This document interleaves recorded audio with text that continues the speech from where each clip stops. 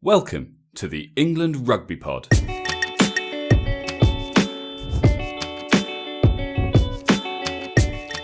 Thanks for downloading episode 110. On Saturday, England outclassed Grand Slam champions Ireland. Now, with cooler heads, we're here to discuss the game. You're listening to the England Rugby Pod, the rugby podcast that believes England will win the World Cup in 2019. Hey guys, welcome back. As promised, our midweek episode where we've calmed down a little bit. I have anyway. Dan, how are you? I am still absolutely delighted by it. But yeah, I think cooler heads have prevailed. I've watched it a few times actually. I've really enjoyed watching it back. Why wouldn't you? England outclassed the Grand Slam champions Ireland. England were absolutely brilliant. Like the more I watch it, Johnny May to me did nothing wrong.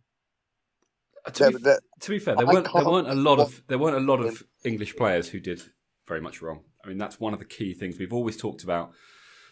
Discipline and barring a few things which we'll talk about later in the episode. It was just a very mature performance. I don't want to sound too patronising. Yeah.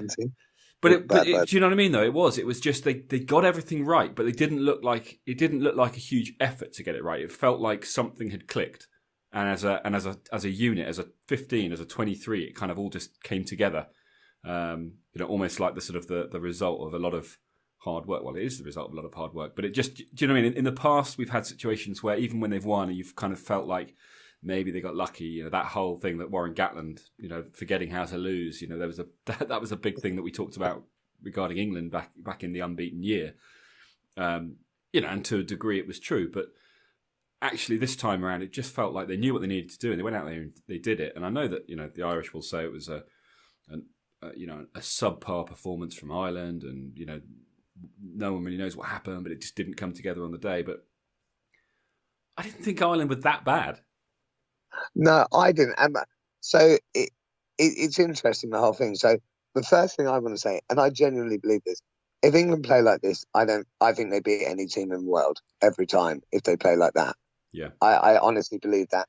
The other thing that I'd like to say, yeah, I'm with you. The Irish weren't that bad. And one thing, because we're going to analyse the game in quite a bit of detail, and it will almost sound like we're attacking the Irish. But one thing I'll say, the Irish players, the Irish coaching staff have put their hands up and said England were better than them. They have not in any way, they've not been bitter. Of course, you get Irish fans, as we would do, who come and say, that wasn't a try, that was this, that was it. But the Irish team and the Irish players, to me, I think have handled themselves brilliantly. But to be fair, I'm not disagreeing with you, but would we expect anything less from any team? England as players, yes, you read stuff in the media that Eddie Jones has said, usually just to get a rise, but certainly, like, you watch the players being interviewed afterwards. Teams always put their hands up. Gatland to have made some comment, whereas Joe Smith, I think he's wore it. Well, he said they were outclassed. He said that England muscled them out of the game. It's plain and simple, and that's the thing with England. They were aggressive in defence. They were aggressive in attack. They had a bit of everything going on, and I think ultimately that's what made all the difference. Because we talked about it before the game, saying that England had to be careful not to fall into the trap of playing Ireland's game. Well, Ireland were forced to fall into the trap of having to play England's game because it was so varied. There was so much going on. They had an answer to absolutely everything. So a question I've got for you: when John Mitchell was named as England defence coach, what were your feelings? Were you ecstatic? Were you agnostic? Were you annoyed? I wasn't. I don't think it.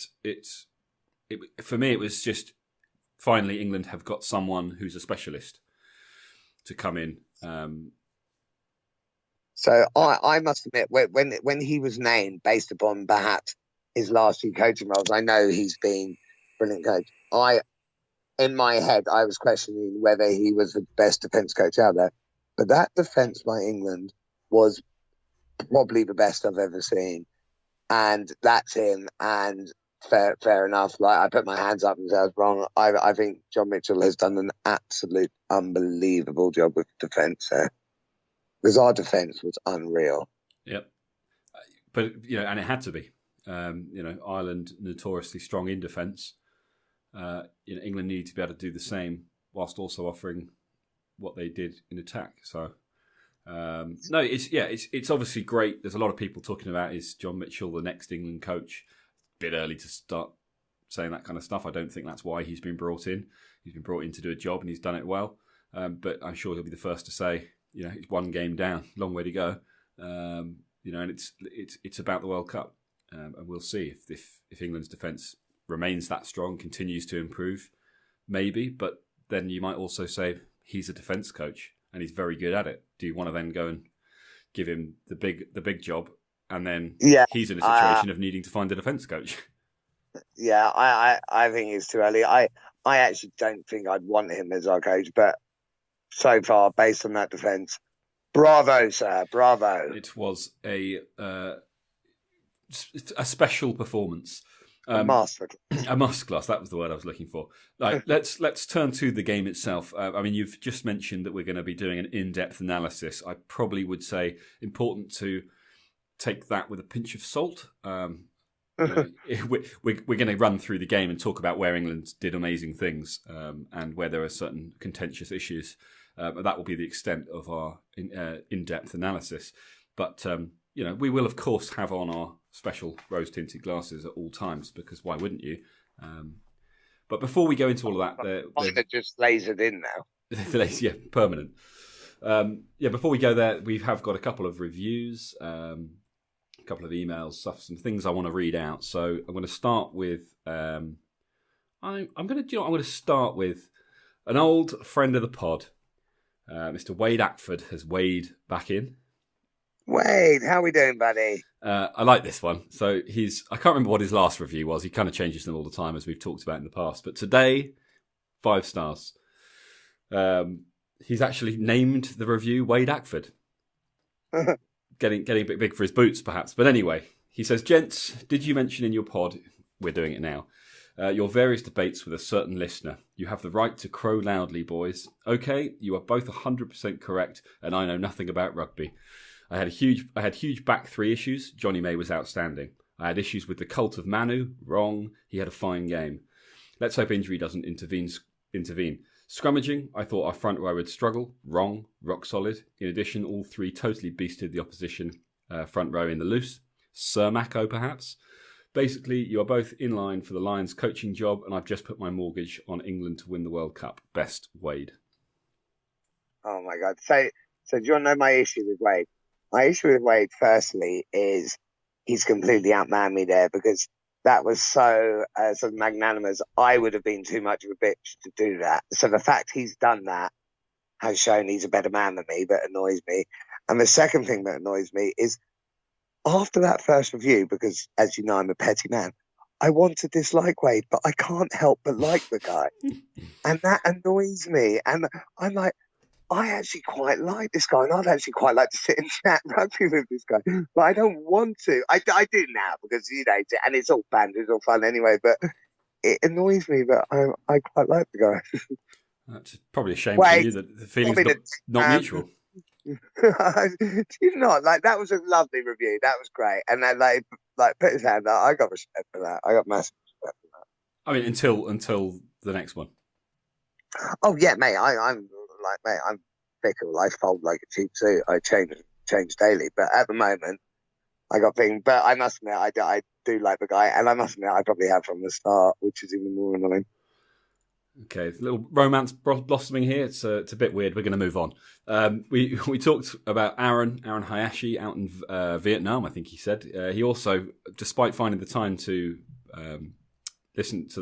finding the time to email us post-game, he also managed to download the episode and pop us over a review. So he's given us 5 stars. He says, "Been a keen fan of the pod for a while now. Outstanding, honest chat from 2 guys who love England and talk from a fan's perspective. Keep up the good work." So really appreciate that. And by the way, guys, we read these things out. We will read out the bad ones too. but genuinely, we're getting some really good feedback. We haven't had a bad review for a while, so whilst I don't want you all to suddenly start giving us bad reviews, we're not just handpicking the good ones. You can go on iTunes yourself and you can see the reviews that are there. We're not making them up. But please don't give bad reviews, because then I cry myself to sleep. And one thing I'll say about Aaron, like when I say I like Wade, and I genuinely do, I love Aaron. Dedication is what it is. He's like us. The belief is so strong that even on the other side of the world, he finds time and finds a way to get the pod. And you know, absolutely. Why wouldn't you? I mean, like Wade said, we are the next Lions coaches. So, can you imagine how badly we'd fuck that up? Speak for yourself, mate. Okay, can you imagine how badly I'd fuck that up? Yes, I can. Yes, I can. So, yeah, some good reviews there. After that, what else did we have? We had some emails. So we had a short email from Hector Linus. He's obviously reached out to us in the past. He says, one to ponder about, is John Mitchell the next England coach? In my humble opinion, he did a lot of good for yesterday and the break for yesterday's defence and breakdown work. We obviously just covered this. I don't think he's the next England head coach, but I think he's a great selection in the role that he's doing, and I hope he continues to improve. But and you're right, he did a fantastic job. He did an absolutely incredible job. That defence was brilliant, and I am still, every time I watch that, and I watched the full match again. Actually, every time I watched it, I was like, I can't believe how good our defence was, and I am still the happiest I've ever been when I see Manu own Bundy Aki. Wait, there was a few. There's a great GIF that was floating around Twitter of Sexton trying to clear Manu out, and whilst he does manage to drive into him and knock him back a few steps, Manu literally just flings him about 20 feet and just says, "Get off me," and then gets back into the ruck again. That's the kind of shit that we need. We've been talking about Manu and wanting him back for a long time. I'm sure there's lots of people that agree, but there's also plenty of people that were saying, "I'm not sure. Don't think he's the man he once was." Wrong. Yeah, he smashed. So I think he's taken that shirt off Ben Teo. I don't think you can take that shirt off him. So did you watch? I must admit, I'm not normally a massive fan of this guy. When I said, "What did you read?" Jerry Guscock's review. I did. Did you read about that first line out when obviously pre-planned when Manu took it? That's where we won the match. Manu took it quickly. The next person in the ruck is Billy. If I'm an Irish player and I see Manu running at me, closely followed by Billy, I'm like, do you know what, lads? Just go through. It's just not worth it. Have it.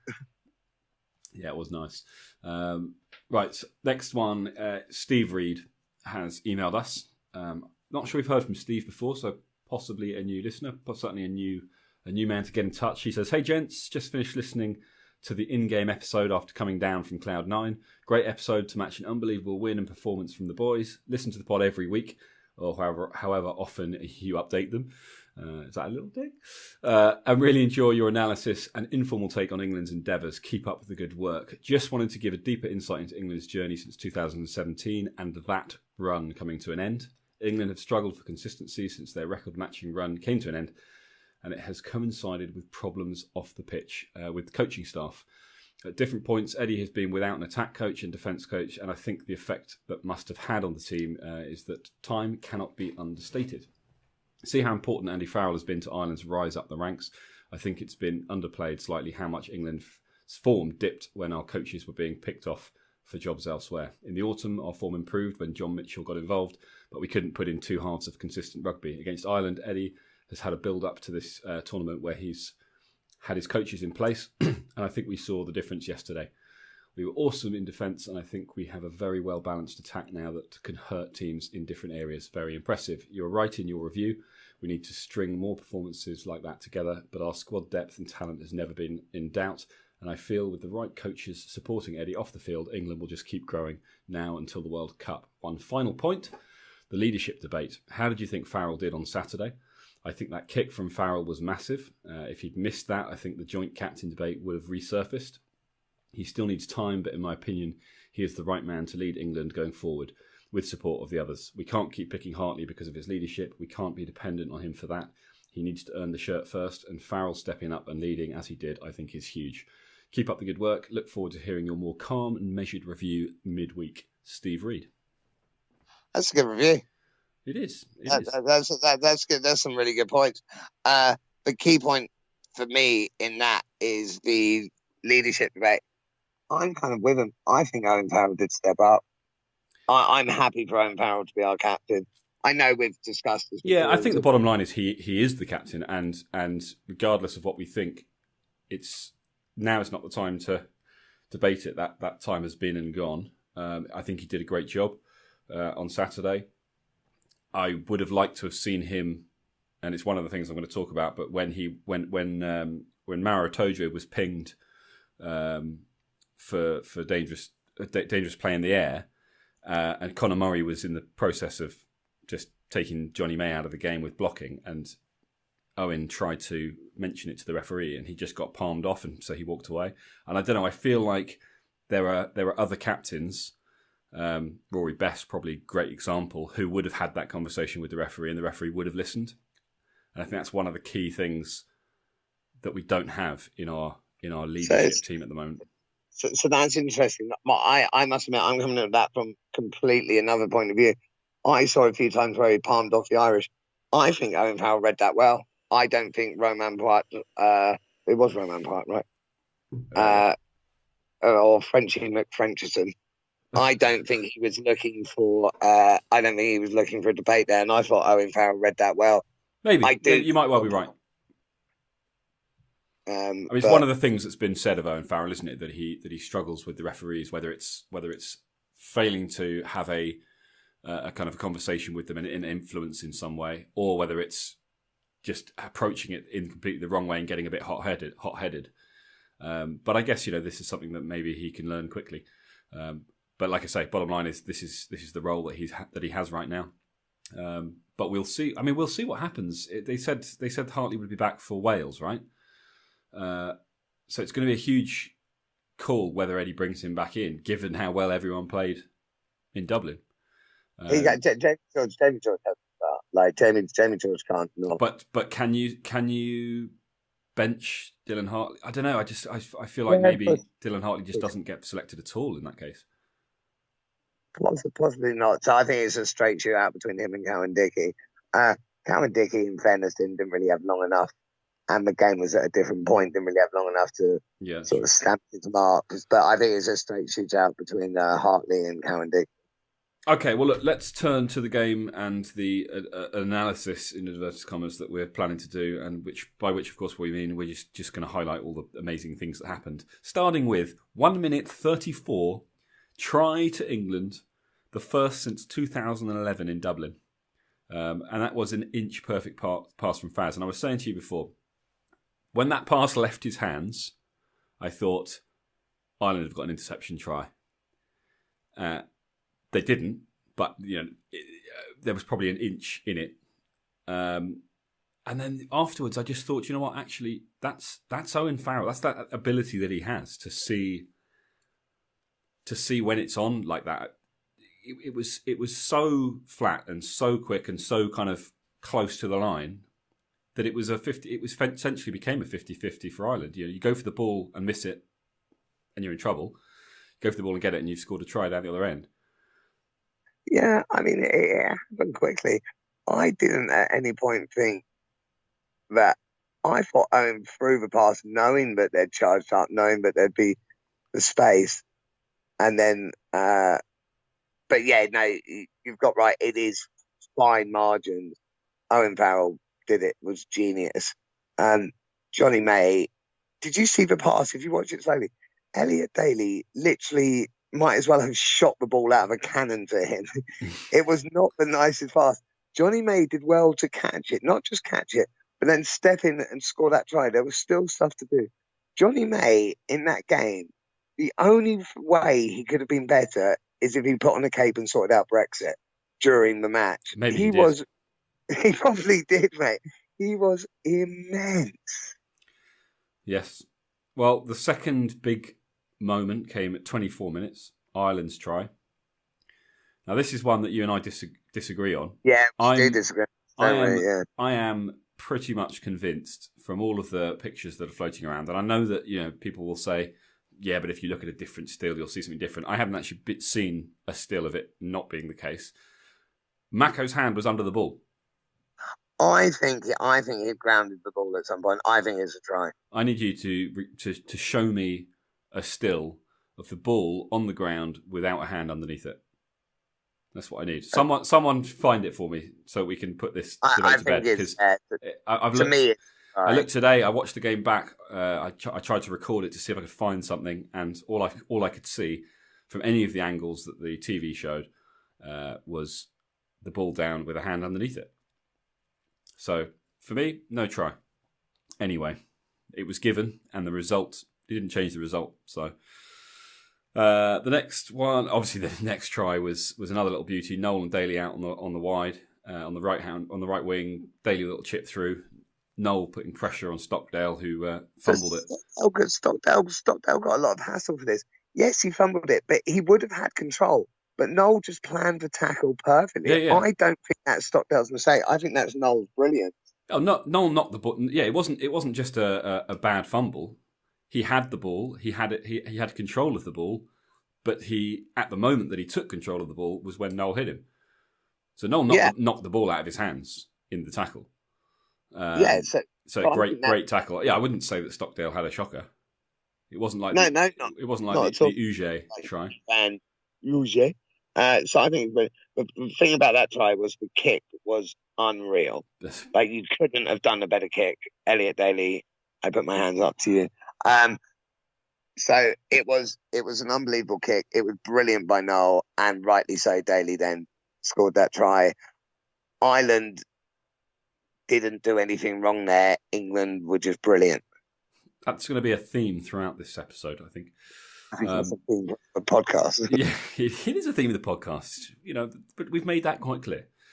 39 minutes just before half time.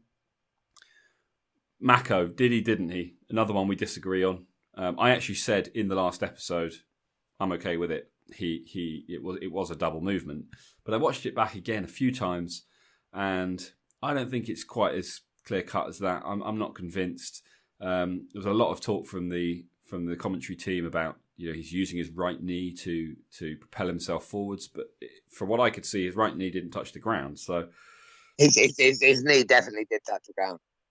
100% it touched the ground, and then he propelled himself forward after using his knee to steady him. To me, it's no try, and I'm going to annoy you even more now. Is that possible?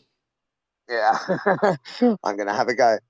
When I look back at the decisions made, I actually think Roman Park made right decisions. I don't think he had, like a lot of people have taken him off. I'm not saying he had the best game ever. I think the key decisions were all right.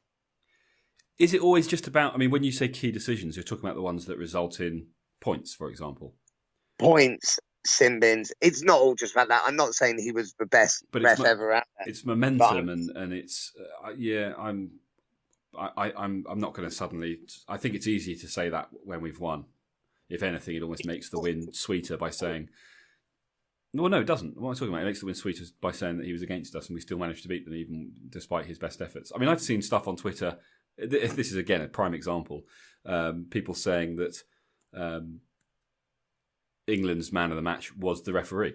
Well, yeah, I would argue that Ireland's man of the match was the referee, and he wasn't. It still wasn't enough. So yeah, I've heard that. That surprised me. I think it was on the rugby pod with Andy Good and Jim Hamilton. They were like, "Well, Roman Park definitely England got the rub of the green." Really? I admit, I didn't. I thought it was the other way around, but I don't think it changed the game. Bottom line here is that we're both in agreement that England were robbed of that Mako try. So let's move on to the next one. So we put the first half out of the way. We're into the second half, and this is probably the try that's had the most contention, if you like. This is a non-debate. It's a try. I 100% agree with you. So this is 65 minutes. This is the the Henry Slade try from the Johnny May kick. So the first thing that people have claimed is why it shouldn't be a try is that they're saying that it was a forward pass from Slade. It 100% wasn't. The forward pass law is that the ball must be travelling backwards when it leaves the player's hands. Now, obviously, momentum applies. If you jump off the back of a moving train, you're going to land in front of where you jumped because momentum is still carrying you the other way. It's the same principle, right? So he can pass the ball backwards from where he is, and it can still end up forwards of where it left his hands. That's still a backwards pass. Is that a simple way to explain it? It's the laws of the game. Yeah, it's a legal pass. It's a completely legal pass. It leaves his hand backwards. Thanks for that, Andy deGrasse Tyson. I appreciate the scientific analysis. But yeah, it is. It's a completely legal pass, and I will move on to the next point that I know you want to mention. He was onside. 100%. He was onside. I think this one is debated less. There's a few people still floating around saying that that's not the case. But, when it's very simple. You get a still of the point where the ball was leaving Johnny May's hands, coming off his foot, and draw a straight line. And you can see that Henry Slade's front foot was a good foot and a half behind that line. So, yeah, no question there. And they quite quickly cleared that one up. So he was onside. What they didn't mention and what didn't come up, and if any of you have noticed this or if you want to check it out, Henshaw puts in a brutal shoulder charge on Johnny May post the kick. I mean, fair enough. There's the argument of late tackle and pre-committed and all that. There was no tackle. He just put his shoulder down and knocked Johnny May over after he kicked the ball through. Nothing said about that. And I know that they went on to score the try, but come on, let's pick up all these. I must admit, I haven't noticed or seen that because that's not where my vision was. But no, fair enough. I'll need to watch that back to have a look at that. Fine. So then England's final try, and this was the big one because this was a bonus point against the world's number 2 team, the Grand Slam champions. This is not a game where the only bonus points that should be on offer in a game like this should be a losing bonus point. Ireland failed to get that, and England got a 4-try bonus point, which is massive. And we hadn't scored since 2011. Hadn't scored since a try since 2011. Everyone was saying this was going to be a really close, low-scoring game. England were going to be forced to play into the Irish hands. It was awesome, and just icing on the cake. And once again, it was Henry Slade. And like I said after the game, and will reiterate now, I'll be the first to put my hand up and say, I've not been the biggest advocate for Henry Slade at 13, but my God, did he make it his shirt on Saturday? And fair play. He was. He's a great player. He's a great player. It's the first time he's done it for England, but you've got to do it for the first time at some point. So It's agreed, but it just took him longer to reach that point. But he's there now. He's proved me and I'm sure many others wrong.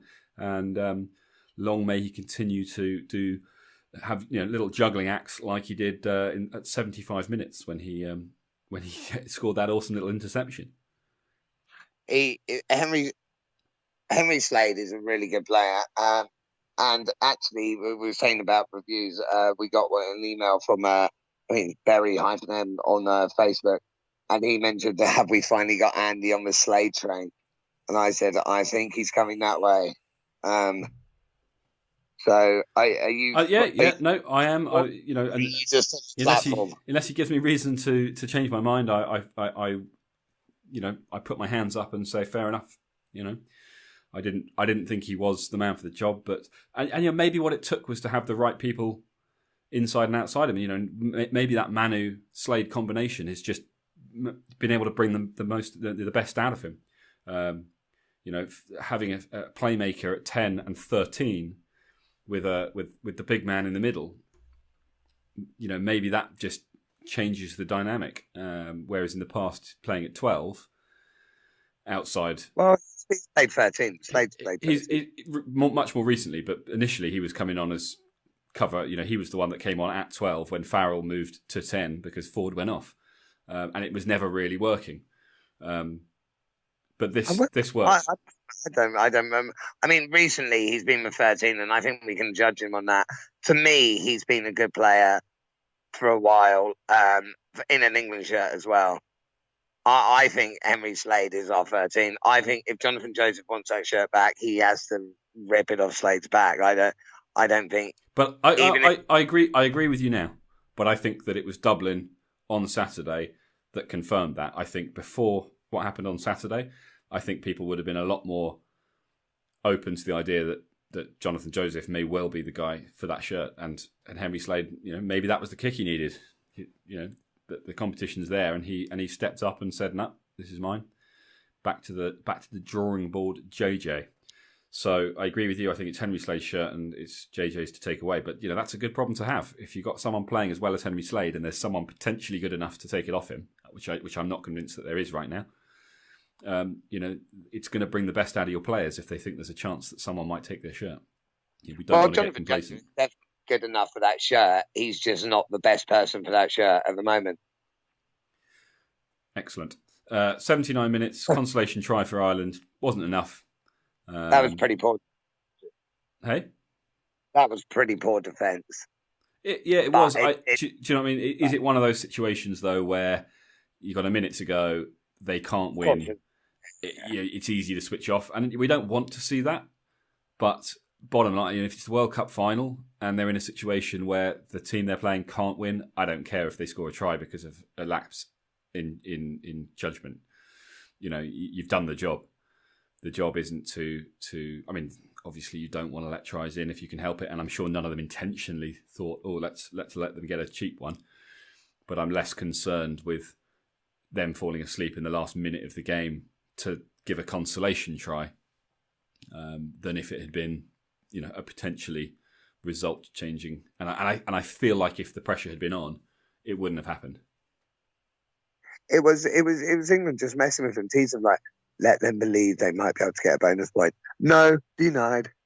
I mean, it's a shame that it is a shame that they let it in, because without that, England actually would have not only taken a bonus point, but they'd be sitting top of the table on points difference ahead of Scotland, who obviously had the whipping boys, Italy, and were only managed to get 1 point difference out of that game than England got out of playing against the favourites. Yeah, I mean, Scotland at the end completely switched off. But that is different, particularly against Italy, because Italy is, especially in a close championship, Italy, unfortunately for them, is key to maximising your points difference and giving yourself the best chance in the event that there is a close call at the end, which there often is. And so you can't afford to switch off and give away 3 tries in the last sort of 10, 12 minutes. 1, you can forgive. 3, I don't think there's much excuse for that. And I know that they have said it's not a problem, they're not worried about it, but I think that highlights that there is potentially a problem. I think it's the right time for it to happen, so they see that there is an issue that can be dealt with. Well, and we shall see if they have seen it. Anyway, 20 points to 32, hell of a result, and mate, that's amazing, isn't it? Look at 20 to 32 against Ireland. Initially, as you all know, it was meant to be at Twickenham, but this one actually ended up. They changed it at the last minute. England just said, "Do you know what, lads? Let's make it a little tougher for ourselves. It's a World Cup year. We'll move it to Dublin." Yeah, exactly. Where we haven't scored a try since 2011. That was such a result. I absolutely loved that. I thought England were brilliant. Everyone's like, let's not get carried away. No, let's get carried away. Certainly till next Sunday. Next Sunday's a different day, and we'll be talking in the same way. But if we're not, we're not. Who's carried away, Dan? I told everybody, it's been recorded, it's out there for all to hear on the old World Wide Web, that England are unbeaten until the World Cup final, until after the World Cup final. Till after, yes, after. Mate. And that includes the Grand Slam in the Six Nations. So watch this space. But hang on, I'm not done with the game yet, because there are 2 more things that I want to talk about. And these are 2, again, I would say contentious points. The first one was Tom Curry's yellow card. Now, this was given, right? This was given as a late tackle. Yeah? It was a late tackle. Have you watched it? Yeah. In real speed? Go on. And Dan can't, because he doesn't know what Twitterbox is, even though he has an account. Go on Twitter and look at my most recent post. It shows that clip in full speed, not in slow-mo. I don't believe that there's time between the hit. It's not late. Simple as that. It's not a late tackle. Well, firstly, it is late because he's kicked it. That's not the determination of a late tackle. It's about pre-committed. When he committed, I think he knew there was no chance he was getting there in time. We can't start. You can't start penalising someone on what you think they might know. You have to make a bit of a judgment. It's what you see on the pitch. Go. I need you to watch the clip. I need you to watch the clip. I will watch the clip, but if it's what you see on the pitch, he was late. No, we'll go and watch the clip. What's happened to me? Yeah, I mean, I think we're different there. To me, it was. I must admit, to me, I still think, and I haven't seen that clip, so maybe I will change my mind after seeing that. But I must admit, having watched it, I think it was late. I think it was a yellow card was, in my mind, the right call. No way anywhere more, and perhaps he could have got away without yellow. But I think a yellow card was the right call. Well, interestingly, so this clip went out, and most of the Irish feedback from the clip, or the feedback from non-England supporters from the clip, was it wasn't that the lateness wasn't the issue. It was because it was high. He wraps him around the neck when he goes through, and he 100% doesn't take him high either. So if they can't decide that it was late and they can't decide that it was high, then it seems to me like it was a perfectly reasonable tackle. That it was just timed perfectly, and it was just it was a massive hit. So guys, have a look for yourselves. It's there on Twitter. See what you think. I'll have to put it on Facebook as well, otherwise Dan will never see it. So you might find it there too. And yeah, let us know what you think, because I think that the problem with slow-mo is that you're watching it going, well, look how much time there is between the kick and the hit. But as soon as you put it on real speed, there isn't really any time between the two. And there's an amount of time that's allowed for pre-committed. So yeah, see what you guys think. The next one, Dan, is the Itoje penalty. So I think we're in the same box. I don't think that's even a penalty. I think he had every right to compete for that ball, and I don't think he did anything wrong. If you watch him, he's watching the ball.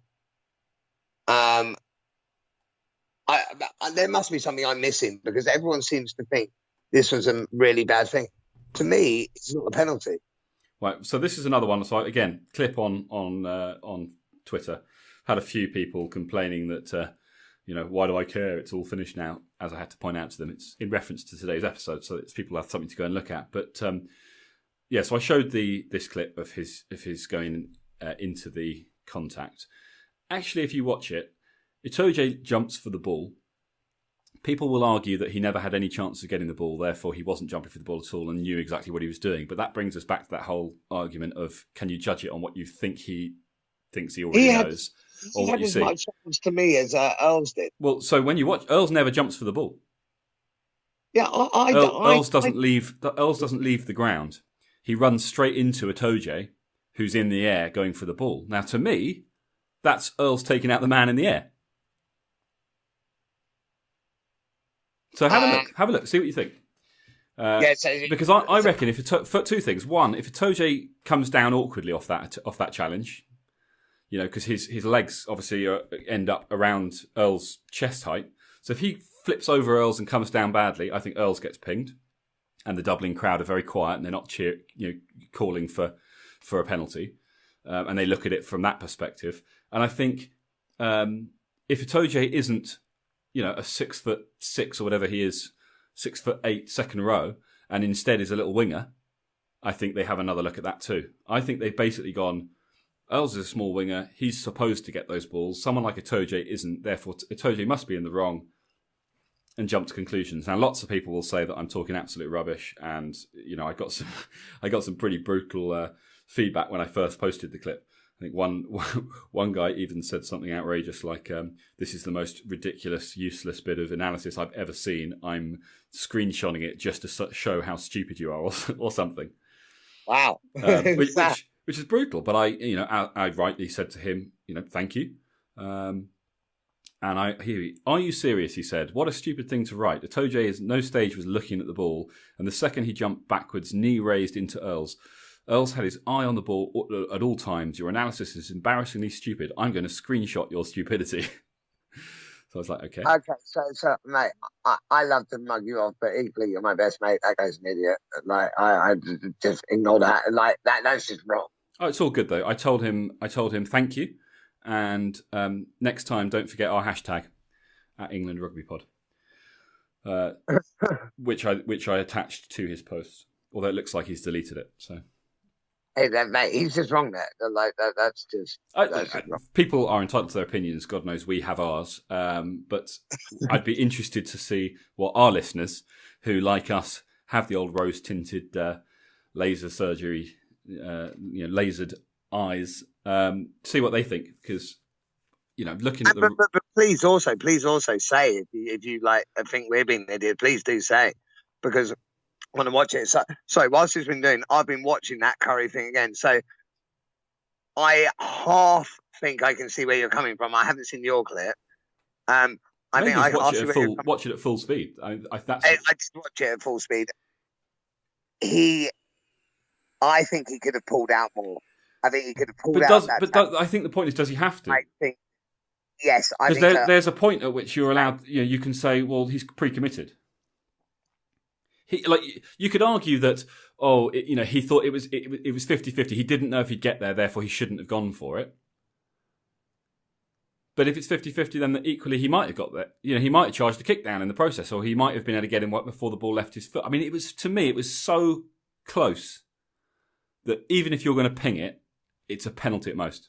It's never a yellow card. So it's a tough call. It is closer than I must admit, than I had in my head. But for me, it's late. For me, he was not charging down that kick ever. And also, I think he could have pulled out more. I think a yellow card arguably is hard, but not ridiculous.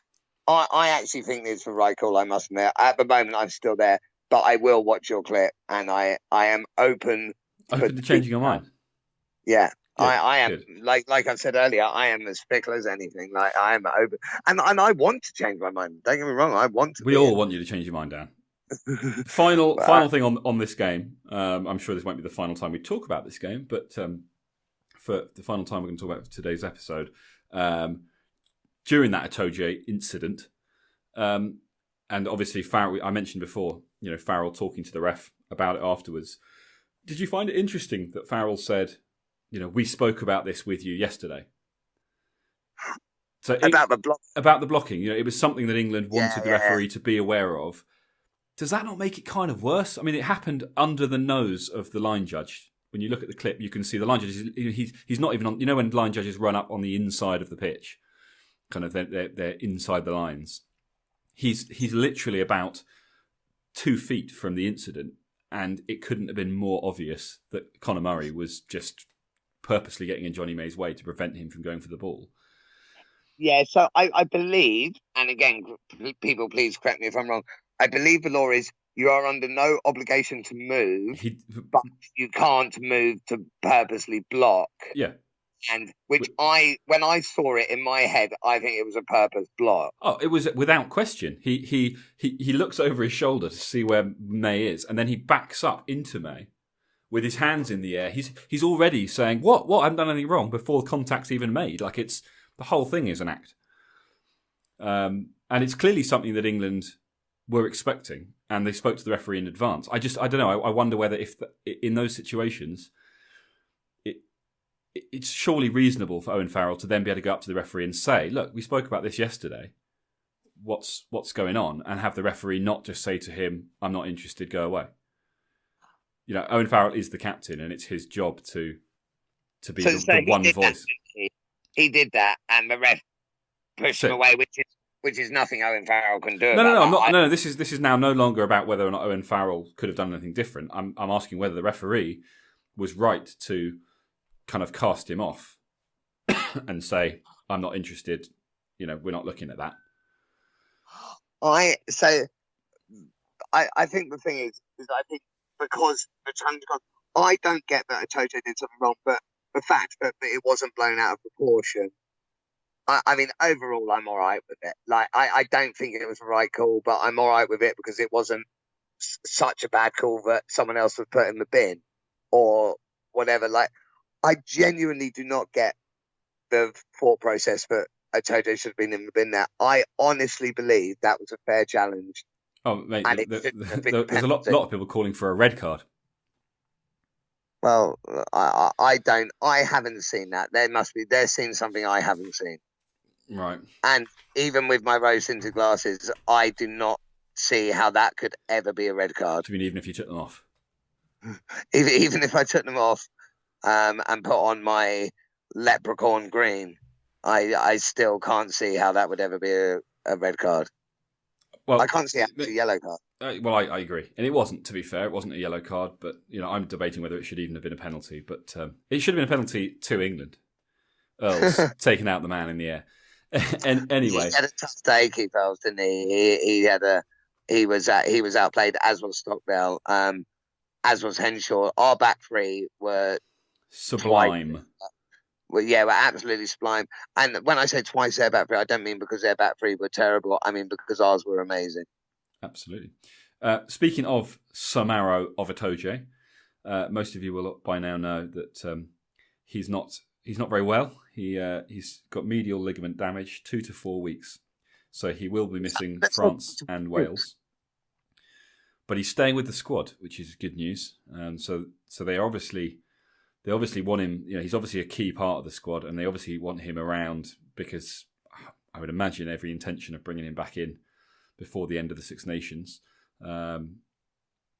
They've called in Nick Osekwe as cover for him. I can't see him being involved without there being more injuries. Can you? No, and no, I don't think so. I mean, Launchbury's the guy. He was there. We believed he should have been in instead of Cruz, but we were okay with the fact they went Cruz. It's a straight swap now, isn't it? As well, and I heard an analysis as to why they played Cruz as well, and it made complete sense from a line-out perspective. Are you going to share or? Well, no, they were saying from a line-out. Ireland last year had 93% success rate at line-out. Cruz is our line-out expert. He can also jump and disrupt the line-out more. So Cruz. That's why Cruz was picked. Possibly for France, it would be Launchbury anyway. Possibly, I don't know, but I think with Launchbury, Laws, and Cruz, we've got 3 absolute brilliant second row. Osekwe's a good player, but I'm with you. I don't think he's going to be involved. So therefore, the question becomes: Launchbury to the bench, Laws starting. Or does Launchbury go straight in for Otoje and you hold back Courtney Laws as your finisher? Oh, that's a hell of a good question. Guys, let us know what you think. I'd like to see Launchbury start. I think so. I think Laws is a beast when he comes on as a finisher. It's another one of those ones where I wouldn't be upset any way round he decides to do it. Yeah, same.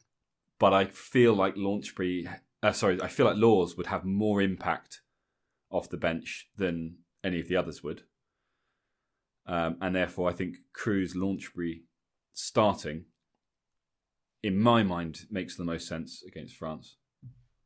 But then equally, Laws is a beast and he can do it for 80 minutes. He can't only do it for 20. So you maybe bring him on at the start and let him do it for, 60 or 80 minutes. Mate, I'm with you. I don't care. I don't care either way. If I had to pick, I think I would go. Do you know what? I think I'd go Launchbury Laws. No, I think I'd go Launchbury Cruz.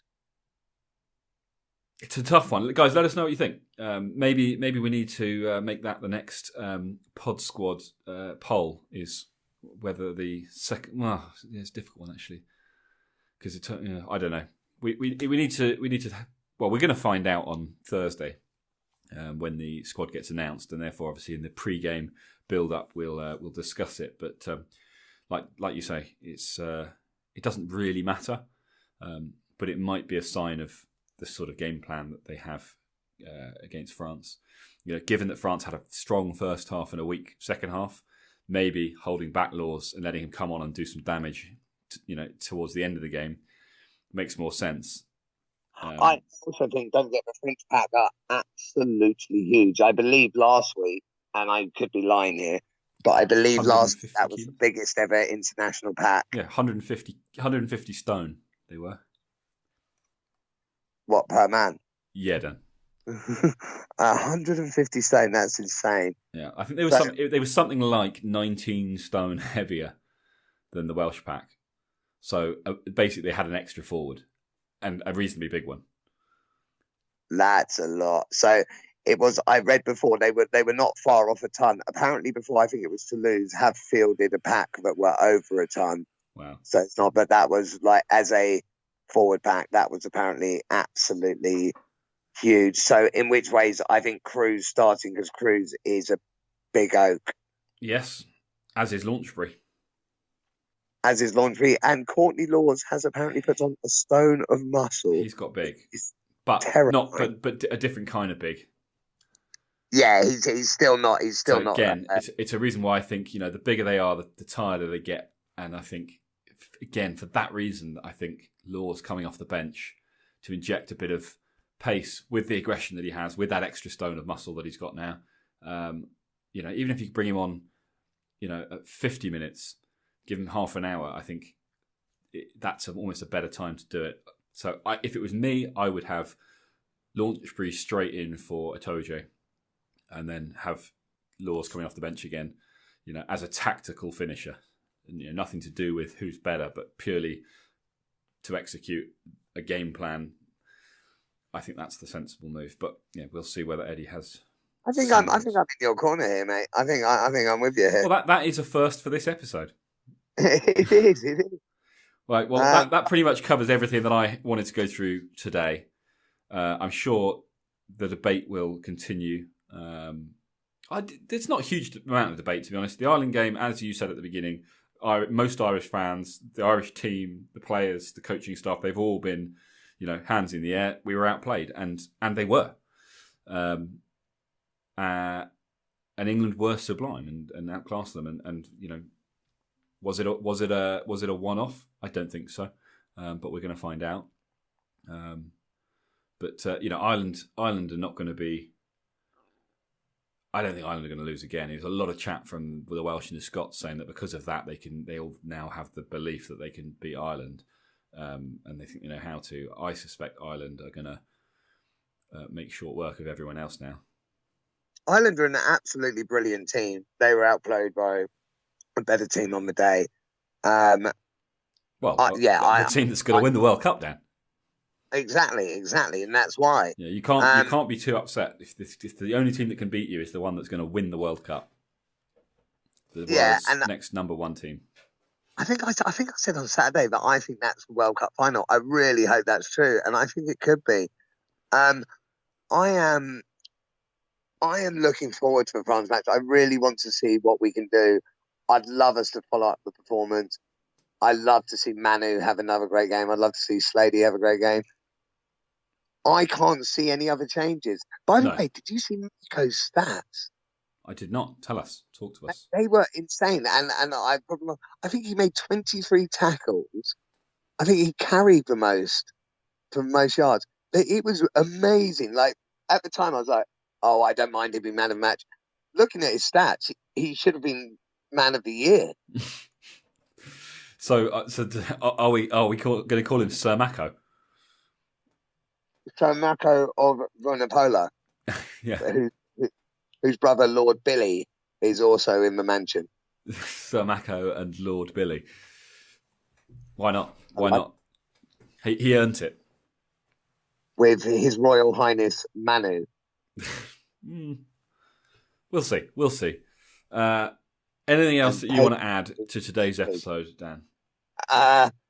No, I don't think so. What a great performance! Let's enjoy it, man. Let's not.